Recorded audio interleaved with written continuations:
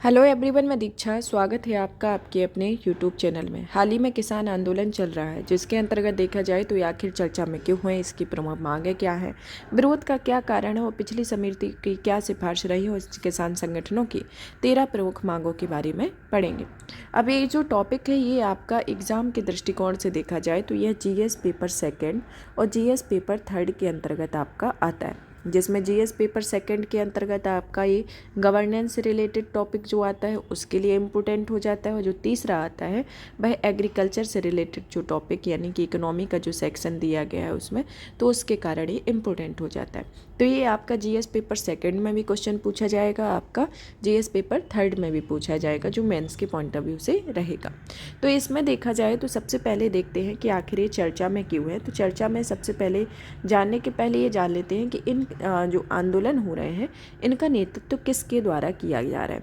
तो ये किसके द्वारा किया जा रहा है, सबसे पहले जैसे कि आपसे ये जो है ये आपका प्री के पॉइंट ऑफ व्यू से भी इम्पोर्टेंट हो जाता है, मेंस के पॉइंट ऑफ व्यू से भी, कि इनका नेतृत्व किसके द्वारा किया जा रहा है। जैसे कि आते हैं संयुक्त किसान मोर्चा, भारतीय किसान परिषद या बीकेपी, किसान मजदूर मोर्चा, केएमएम सहित कई किसान नेतृत्व वाले संगठनों के बैनर तले ये किसान का विरोध प्रदर्शन किया जा रहा है। तो इस तरीके से देखा जाए तो ये जो संगठन है इनके नेतृत्व में एक किसान आंदोलन कर रहे हैं।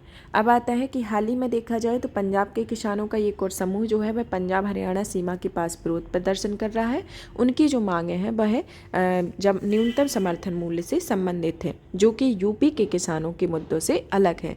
और इन सभी मांगों को ध्यान में रखते हुए ये लोग हरियाणा पंजाब की समभू सीमा पर से होते हुए दिल्ली की ओर ये कूच करेंगे। तो इस तरीके की इनकी ये मांगें हैं, जिसमें ये आता है कि उनका है कि हमें मंडियों से इस बात की गारंटी मिले कि फसलों पर एमएसपी दे रहे हैं या फिर इससे कम ना मिले। वहीं उनके 12 दिन से जो खनौरी सीमा में आमरण अनशन के लेकर देखा जाए तो उसमें कुछ लोगों की स्थिति में सुधार के संदर्भ में आंदोलन की सफलता के लिए किस तरीके से है, तो इससे रिलेटेड ये आपके मांगे चल रही हैं। अब आता है कि आखिर इनकी किसानों की प्रमुख मांगे क्या है, उनके बारे में देखा जाए तो ये जो मांगे हैं जो अभी पहले जो किसान आंदोलन चल रहा था उनसे रिलेटेड नहीं है, क्योंकि ये उत्तर प्रदेश के किसानों के आंदोलन से अलग है। इनका जो पृष्ठभूमि है वह 1997 से 2008 तक की है, क्योंकि उस टाइम पे जब जैसे कि किसी अलग अलग कारणों से किसानों की भूमि को अधिग्रहित किया गया, वहाँ पर इंफ्रास्ट्रक्चर डेवलप किए गए या फिर उस भूमि का उपयोग कर कुछ डेवलपमेंट किए गए। तो उन सबको अलग अलग जो मकसद से काम यानी उद्देश्यों को पूरा करने के लिए इन मांगों को कार्य किए गए। तो इसी कारण से ये किसान आंदोलन कर रहे हैं। जैसे कि इनका था है पहला कि भूमि के आवंटन को लेकर, भूमि के आवंटन जैसे कि जो आवासीय वाणिज्यिक विकास को अधिग्रहित भूमि है, जहाँ पर भूमि को अधिग्रहित किया गया वहाँ पर 10% मूल मालिकों के भूखंड के रूप में विकसित किया जाए। अब जैसे कि जिस तरीके से महंगाई बढ़ रही है तो महंगाई के हिसाब से मुआवजा की दरों में भी वृद्धि होने के संदर्भ में ये लोग मांग कर रहे हैं कि मुआवजा की दरों में 64.7% की वृद्धि हो। वर्तमान ब्याज दरों में अधिग्रहण के समय प्रस्तावित दरों से 4 गुना अधिक हों, और विस्थापितों के लिए जैसे कि जो विस्थापित किए गए हैं उनके लिए बिजली मुफ्त और पानी की सुविधाएं मिलनी चाहिए, और गौतम बुद्ध नगर की स्कूलों कॉलेजों में 10% आरक्षण है। तो इस तरीके से देखा जाए तो ये अभी चल रहा है, और ये जो है इसमें अभी डिमांड पूरी नहीं हुई है, और इसी कारण से विरोध प्रदर्शन हो रहा है। तो इसकी ये प्रमुख मांगे हैं। अब आती है कि जो समिति गठित की गई थी, समिति के संदर्भ में समिति क्या कहती है। जैसे कि समिति के अंतर्गत आता है कि पहली समिति में कहा गया था कि 2 महीने, समिति की सिफारिशों में कि 2 महीने के भीतर उपग्रह इमेजरी का उपयोग करके ग्रामीण आबादी का सर्वेक्षण करें। जैसे एक तरीके से देखा जाए तो ये समिति तो बनी लेकिन इसको हाईलाइट नहीं किया गया, मतलब कि इसे सार्वजनिक नहीं किया गया, और जिस कारण से किसान आंदोलन कर रहे हैं ऐसा कहा गया है।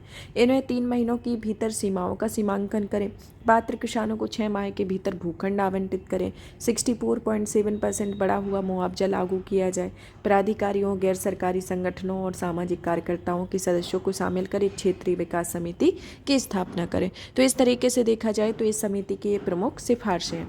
अब आता है कि जो किसान संगठन की 13 प्रमुख मांगों के बारे में भी जान लेते हैं, क्योंकि अगर ये टॉपिक चल रहा है तो इनकी ये 13 प्रमुख मांगें हैं। इनसे रिलेटेड भी आपका जैसे क्वेश्चन पूछ लिया जाए तो इनकी क्या प्रमुख मांगें हैं वो आ जाती है। तो इसमें हमारी पहली मांग आती है कि सभी फसलों के लिए एमएसपी खरीद पर गारंटी कानून बने। दूसरा, स्वामीनाथन आयोग की रिपोर्ट के हिसाब से कीमत तय हो। डीएपी खाद की कमी को दूर किया जाए। किसान खेत मजदूरों का कर्जा माफ हो, पेंशन दी जाए। भूमि अधिग्रहण अधिनियम 2013 दोबारा लागू किया जाए। लखीमपुर खीरी कांड में दोषियों को सजा दी जाए। मुक्त व्यापार समझौते पर रोक लगाई जाए। किसान आंदोलन में मृत किसानों के परिवारों को मुआवजा और सरकारी नौकरी मिले। विद्युत संशोधन विधेयक 2020 को रद्द किया जाए। मनरेगा के हर साल 200 दिन का काम 700 रुपये की दिहाड़ी दी जाए। नकली बीज, कीटनाशक दवाइयाँ, खाद वाली कंपनियों पर कड़ा कानून बनाया जाए। मिर्च, हल्दी, अन्य मसालों में राष्ट्रीय आयोग का गठन किया जाए और संविधान की जो 5वीं अनुसूची में को लागू कर आदिवासियों की जमीन को लूट बंद की जाए। तो ये किसानों की प्रमुख 13 किसान संगठनों की 13 प्रमुख मांगों के बारे में भी हमने जाना। जो प्रेजेंट में टॉपिक चल रहा है उससे रिलेटेड भी जाना, जो 13 प्रमुख मांगे हैं उनको भी जाना।